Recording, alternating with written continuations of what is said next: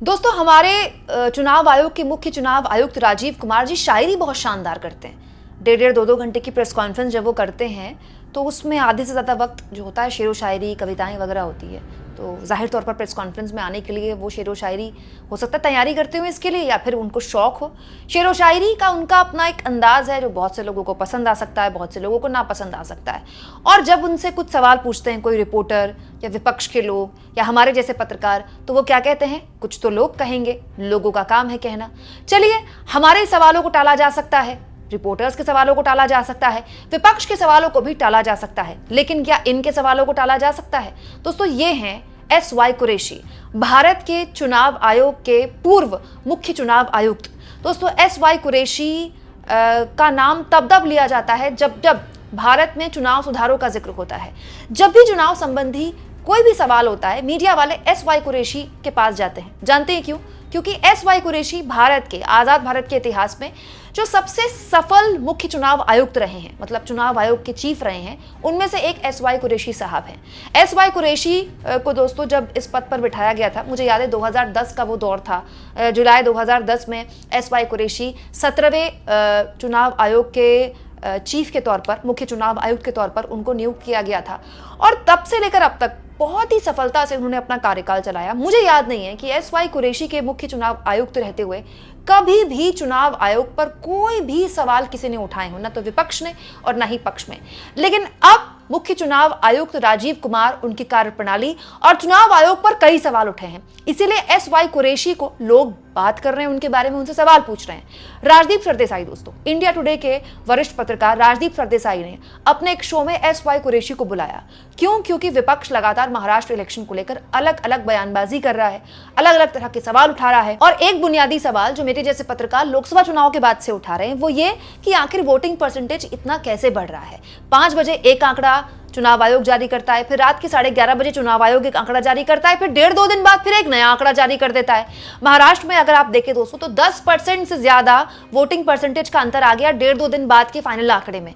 तो ये जो फाइनल आंकड़ा आता है 1.5-2 दिन बाद, ये बढ़ा हुआ कैसे होता है? इसको लेकर जब राजदीप सरदेसाई ने सवाल पूछा एस.वाई. कुरैशी का, तो वो भी हैरान थे। एस.वाई. कुरैशी ने कहा, हाँ, बढ़ता वोटिंग परसेंटेज मुझे भी परेशान करता है, क्योंकि ये रियल टाइम फिगर है। जब हम वोट करने जाते हैं तो हमें 17A फॉर्म दिया जाता है, जिसमें हमारी मौजूदगी दर्ज होती है। इसी के जरिए प्रेजेंटिंग ऑफिसर आखिरी लाइन देखकर बताते हैं कि कितने वोट अब तक पड़ चुके हैं। यह है रियल टाइम। लेकिन वोटिंग खत्म होने के बाद आता है फॉर्म 17C। बिना फॉर्म 17C पूरे किए और उसमें एजेंटों के हस्ताक्षर लिए कोई भी अधिकारी घर नहीं जा सकता। यह है रियल टाइम डेटा, जो जब फॉर्म 17C में डेटा आ चुका है तो अगले दिन डेटा बदल कैसे सकता है? मुझे ये समझ नहीं आ रहा। इसे लेकर मैं सुप्रीम कोर्ट भी गया, वहां भी मुझे कोई जवाब नहीं मिला। मुझे लगता है इस सवाल का जवाब मिलना चाहिए।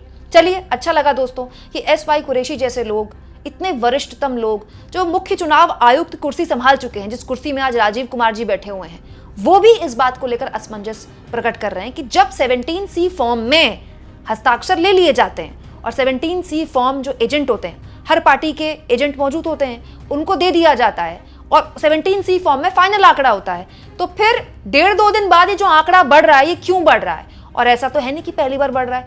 लोकसभा चुनाव के दौरान तो हद ही हो गई थी दोस्तों। एक मतदान का चरण निपटने के बाद अगले मतदान के चरण के बीच में 8-8, 10-10 दिन का गैप हो जाता था फाइनल वोटिंग प्रतिशत आने में, और वो इतना बढ़ा हुआ होता था कि हर कोई इसको लेकर हैरान था। लेकिन तब भी चुनाव आयोग ने कोई जवाब नहीं दिया। हरियाणा में भी हुआ, तब भी कुछ नहीं बोले। महाराष्ट्र में हुआ, तब भी कुछ नहीं बोले। लेकिन अब क्योंकि महाराष्ट्र को लेकर बहुत सारे सवाल खड़े हो गए हैं, तो पूर्व मुख्य चुनाव आयुक्त एस.वाई. कुरैशी साहब भी ये कह रहे हैं कि उनकी तो समझ नहीं आ रहा कि जब 17C फॉर्म भर दिया जा चुका है और उसमें हस्ताक्षर हो चुके हैं अधिकारी के, तो फिर कैसे वोटिंग प्रतिशत बढ़ रहा है? आगे जब इस पूरे के पूरे सवाल पर और गहनता से एस.वाई. कुरैशी से जवाब मांगा गया, तो वो कहते हैं, मुझे लगता है इस सवाल का जवाब चुनाव आयोग को देना ही चाहिए। आखिर वो किस चीज का इंतजार कर रहे हैं? मुझे विश्वास है उनके पास जरूर इस सवाल का जवाब होगा। देश में जिस तरह का शक पैदा हो रहा है लोगों के मन में, अगर ये बात बैठ गई तो पूरे सिस्टम पर कैसे विश्वास कायम रह पाएगा? चुनाव आयोग को बाहर आना चाहिए और बताना चाहिए कि आखिर ऐसा क्यों हो रहा है जो आज तक कभी पहले नहीं हुआ। एस.वाई. कुरैशी साहब कह रहे हैं कि आज तक पहले ऐसा कभी नहीं हुआ कि फाइनल आंकड़ा रात को 11:30 बजे आ जाए और उसके बाद एक और फाइनल आंकड़ा आ रहा है। तो हालांकि एसवाई कुरैशी ने कहा कि उन्हें विश्वास है कि चुनाव आयोग के पास इसका कोई ना कोई जवाब होगा, तो चुनाव आयोग को बाहर आना चाहिए, सवालों के जवाब देने चाहिए, क्योंकि अब बात दोस्तों किसी की जीत और किसी के हार से ज्यादा की है। अब आप देखिए, अगर महाराष्ट्र और झारखंड के चुनाव में तो टाई का मामला है, महाराष्ट्र में एनडीए जीता, झारखंड में इंडिया जीता, महाराष्ट्र में एनडीए की सुनामी थी, झारखंड में इंडिया की सुनामी थी, लेकिन फिर भी अगर विपक्ष इसको लेकर सवाल पूछ रहा है और आम लोगों के बीच भी ये सवाल है, प्रक्रिया को लेकर ये सवाल है ना कि भाई वोटिंग प्रतिशत कैसे बढ़ रहा है, तो चुनाव आयोग को सामने आकर बात करनी चाहिए। इनफैक्ट इसको लेकर तो ओपन प्रेस कॉन्फ्रेंस करनी चाहिए। कौन रोक रहा है चुनाव आयोग को? और अगर वो ऐसा नहीं करता है तो इस तरह के शक और बड़े होंगे। या मैं आपको एक और बात बता दूं दोस्तों, एसवाई कुरैशी साहब हमेशा से ईवीएम की गड़बड़ी के खिलाफ हैं। तो बहुत सारे लोग ये भी कह सकते हैं कि अरे कुरैशी साहब भी उसी गैंग का हिस्सा हैं जो गैंग ईवीएम को गाली बकता है। नहीं, कुरैशी साहब ईवीएम के समर्थक हैं। कुरैशी साहब के जमाने में भी ईवीएम थी और वो इस बात को कहते हैं कि ईवीएम के साथ कोई खेला नहीं हो सकता। इसीलिए दोस्तों कुरैशी साहब की बात को बहुत गंभीरता से लेना चाहिए। आईएएस रह चुके हैं कुरैशी साहब, शानदार किताबें लिख चुके हैं। आप चाहें तो कुरैशी साहब की बहुत शानदार किताबें पढ़ सकते हैं। और दोस्तों चुनाव आयोग की चीफ रह चुके हैं, मुख्य चुनाव आयुक्त रह चुके हैं। राजीव कुमार जिस कुर्सी में है उस कुर्सी को संभाल चुके हैं, तो मुझे लगता है कि उनसे बेहतर कोई इंसान हो ही नहीं सकता राजीव कुमार से सवाल पूछने के लिए। और अगर वो ये कह रहे हैं तो मुख्य चुनाव आयुक्त को कुछ 4-5 शेरो शायरी और लिखकर बाहर आ जाना चाहिए। अरे शेरो शायरी में ही जवाब दे दें, जवाब तो दे दें।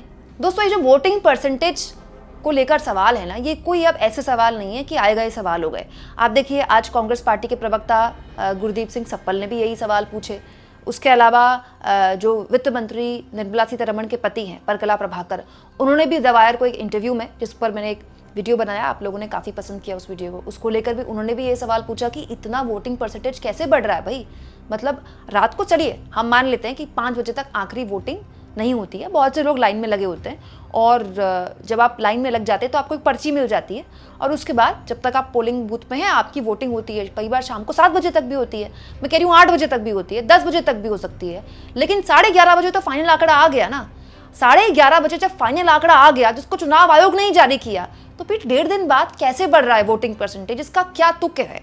कोई तो इसका जवाब होगा। हर चुनाव में बढ़ रहा है और एसवाई कुरैशी साहब ये भी कह रहे हैं कि ऐसा पहले नहीं होता था, तो ये अब कैसे हो रहा है भाई?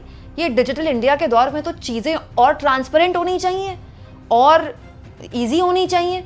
सब कुछ एक क्लिक पर है, एक क्लिक पर आप कोई भी डेटा निकाल सकते हैं। तो इतना फर्क कैसे आ गया? इतना फर्क तो तब भी नहीं आता था जब हाथ से सब कुछ होता था, ट्रंक कॉलों से होता था, बैलेट पेपर से होता था। तो ये जो दोस्तों ये सवाल हैं, ये डेटा की ट्रांसपेरेंसी के सवाल हैं, जिसको लेकर मुझे लगता है मुख्य चुनाव आयुक्त को सामने आना चाहिए। वैसे भी उनके पास तो सारे सवालों का जवाब होता है, इन सवालों के भी जवाब होने चाहिए और वो बाध्य हैं इस तरह के सवालों के जवाब देने के लिए। वो एक संवैधानिक संस्था को हेड कर रहे हैं, जिस संवैधानिक संस्था की जिम्मेदारी है कि भारत में न केवल निष्पक्ष चुनाव कराएं बल्कि चुनावी प्रक्रिया में भारत के लोगों का विश्वास कायम रहे। अगर 1% लोगों के मन में भी इसको लेकर अगर अविश्वास पैदा हो रहा है तो हमारे लोकतंत्र के लिए खतरनाक है, हमारी चुनावी प्रक्रिया के लिए खतरनाक है, खतरनाक है मदर ऑफ डेमोक्रेसी, लोकतंत्र की जननी के लिए। क्या आपको भी ऐसा लगता है दोस्तों? क्या मुख्य चुनाव आयुक्त पूर्व मुख्य चुनाव आयुक्त की ही सलाह मानेंगे? हमारी तो नहीं मानते हैं। कमेंट बॉक्स में जरूर लिखें और जितना हो सके दोस्तों चैनल को शेयर करें, सब्सक्राइब करें और थैंक्स और ज्वाइन के ऑप्शन से अगर आप चाहें तो कुछ आर्थिक मदद भी चैनल की जरूर करें।